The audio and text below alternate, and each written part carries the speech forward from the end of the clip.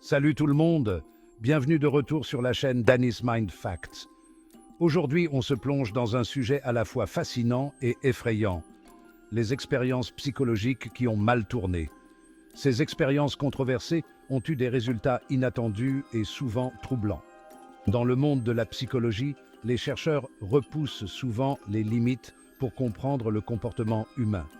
Si de nombreuses expériences ont mené à des découvertes révolutionnaires, certaines se sont aventurées dans des zones éthiquement troubles, laissant un impact durable sur leurs participants. De la tristement célèbre expérience de Stanford à l'expérience de monstres profondément troublantes, ces expériences révèlent le côté obscur de la nature humaine. Alors, attachez vos ceintures. Nous allons plonger dans ces vérités choquantes et découvrir les leçons qu'elles nous réservent aujourd'hui. C'est parti!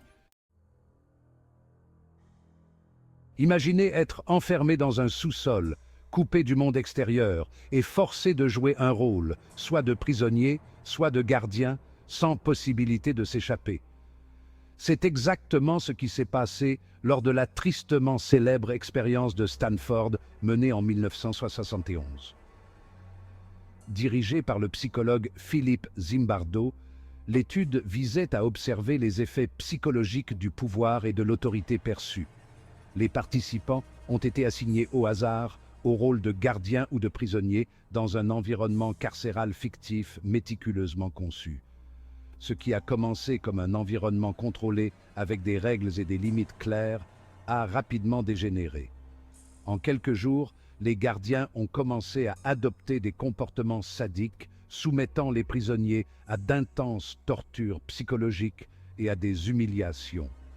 Les prisonniers ont commencé à montrer des signes de détresse émotionnelle grave, de dépression et un profond sentiment d'impuissance. L'environnement est devenu si toxique et nocif que l'expérience, initialement prévue pour 2 semaines, a dû être interrompue au bout de 6 jours seulement. Cette escalade rapide a mis en évidence la facilité avec laquelle des gens ordinaires pouvaient devenir abusifs et cruels dans certaines situations. L'expérience de Stanford nous rappelle avec force le potentiel de cruauté et d'inhumanité qui sommeille en chacun de nous. Elle montre comment des facteurs situationnels, tels que l'environnement et les rôles assignés, peuvent influencer le comportement, amenant les gens à agir d'une manière qu'ils n'auraient jamais imaginée. L'étude a également soulevé d'importantes questions éthiques sur le traitement des participants dans le cadre de la recherche psychologique, suscitant des débats qui se poursuivent encore aujourd'hui. Malgré sa nature controversée, les résultats de l'expérience de Stanford ont eu un impact durable sur notre compréhension du comportement humain et de la dynamique du pouvoir. Restez à l'écoute, nous allons maintenant nous pencher sur notre prochaine expérience, qui explore le côté obscur de l'obéissance et de l'autorité, révélant encore plus de choses sur les complexités de la nature humaine. Passons maintenant à l'expérience de Milgram, menée par le psychologue Stanley Milgram dans les années 1960. Cette étude révolutionnaire est devenue l'une des expériences les plus célèbres et les plus controversées de l'histoire de la psychologie. Cette étude visait à tester la volonté des gens d'obéir à l'autorité, même si cela impliquait de faire du mal aux autres. Milgram voulait comprendre jusqu'où les individus étaient prêts à aller pour suivre des ordres, même si ces ordres étaient en conflit avec leur conscience personnelle. On a demandé aux participants d'administrer des chocs électriques à une personne se trouvant dans une autre pièce chaque fois qu'elle répondait mal à une question. On leur a dit que les chocs faisaient partie d'une expérience d'apprentissage. L'intensité des chocs augmentait à chaque mauvaise réponse, commençant à un niveau faible pour atteindre des niveaux élevés. Ce qui a rendu l'expérience de Milgram si choquante, c'est la mesure dans laquelle les participants étaient prêts à obéir aux figures d'autorité. De nombreux participants ont montré des signes de stress et d'inconfort, mais ont continué à suivre les ordres. Bien qu'ils aient entendu des cris de douleur et des supplications de la part de la personne recevant les chocs, la plupart des participants ont continué à administrer les chocs lorsque l'expérimentateur leur a demandé de le faire. Cela a démontré la puissante influence de l'autorité sur le comportement humain. En réalité, aucun choc n'a été administré et la personne dans l'autre pièce était un acteur, mais les participants pensaient que la situation était réelle. Cette supercherie était essentielle à la conception de l'expérience. Les résultats de l'expérience de Milgram ont révélé le côté obscur de l'obéissance. Ils ont montré que les gens sont capables d'infliger de la douleur aux autres lorsque cela leur est demandé par une figure d'autorité, même si cela va à l'encontre de leurs convictions morales. Elle a montré que des gens ordinaires pouvaient commettre des actes répréhensibles sous l'autorité d'une figure d'autorité. Cette découverte a été à la fois choquante et révélatrice, remettant en question notre compréhension de la nature humaine. Cette étude a mis en évidence le potentiel de cruauté qui existe en chacun de nous et a soulevé d'importantes questions sur la nature de l'autorité et de l'obéissance. Elle a obligé la société à faire face à des vérités qui dérangent sur les rapports de force dans divers contextes. En passant à l'expérience suivante, nous allons explorer l'impact des étiquettes néfastes sur les jeunes esprits influençables. Cette prochaine étude se penche sur les effets psychologiques de l'étiquetage négatif. L'étude Monster est la prochaine étape, et ses conclusions sont à la fois fascinantes et troublantes. Restez à l'écoute pour découvrir les détails de cette expérience controversée. Chapitre 3. L'étude Monster. L'étude Monster, menée en 1939 par Wendell Johnson et son équipe de l'Université de l'Iowa, portait sur des enfants ayant des problèmes d'élocution. L'étude visait à comprendre les effets de l'orthophonie positive et négative sur les enfants. Cependant, les méthodes utilisées dans cette étude étaient très controversées et ont depuis été condamnées pour leurs lacunes éthiques. Les chercheurs ont divisé les enfants en deux groupes. Un groupe a bénéficié d'un renforcement positif pour son élocution, tandis que l'autre groupe a été soumis à un renforcement négatif. On a dit aux enfants du groupe de renforcement négatif qu'ils étaient bègues, même s'ils ne l'étaient pas. Les résultats ont été dévastateurs. Beaucoup de ces enfants ont développé des troubles de l'élocution qui ont duré toute leur vie.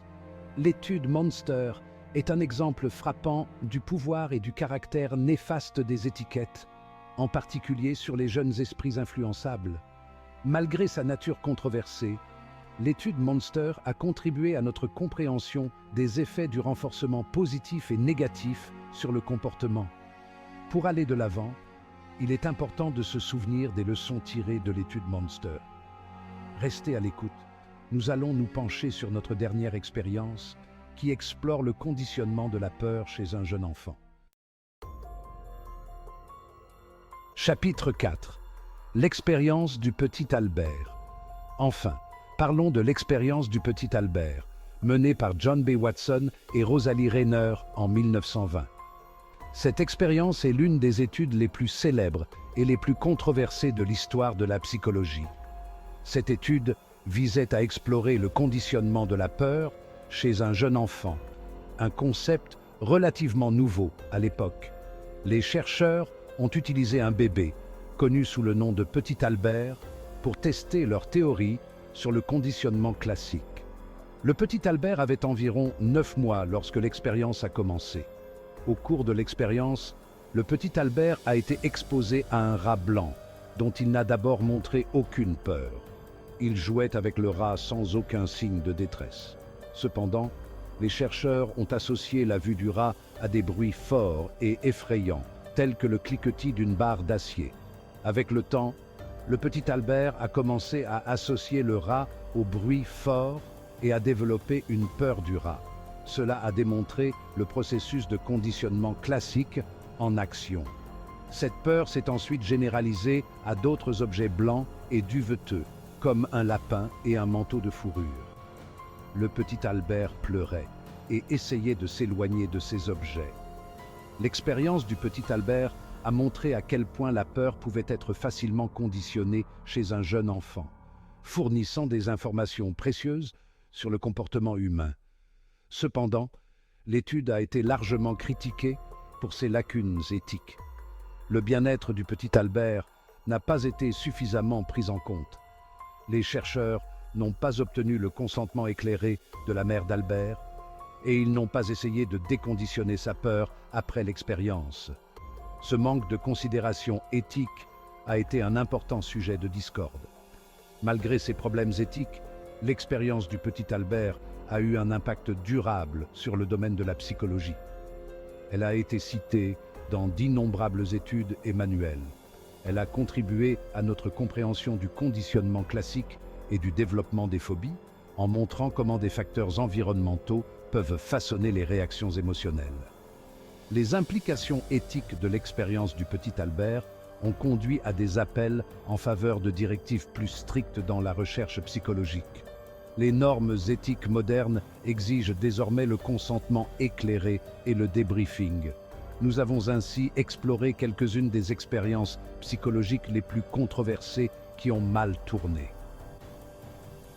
Ces études constituent des leçons importantes pour la recherche future. Ces études, bien que révolutionnaires dans leurs conclusions, soulignent également l'importance de l'éthique dans la recherche. Garantir le bien-être des participants est désormais un aspect fondamental des études psychologiques. Comme nous l'avons vu, le domaine de la psychologie a fait des progrès significatifs dans la compréhension du comportement humain, mais ces avancées ont parfois eu un coût. Les expériences que nous avons évoquées aujourd'hui nous rappellent les responsabilités éthiques qui sont les nôtres en tant que chercheurs. Il est crucial de donner la priorité au bien-être des participants et de respecter des directives éthiques strictes afin de prévenir tout dommage. Merci de m'avoir accompagné dans ce voyage à travers quelques-unes des expériences psychologiques les plus controversées. N'oubliez pas de vous abonner et d'activer la cloche des notifications pour ne jamais manquer une seule nouveauté de Danny's Mind Fact. D'ici là, restez curieux et continuez à vous poser des questions.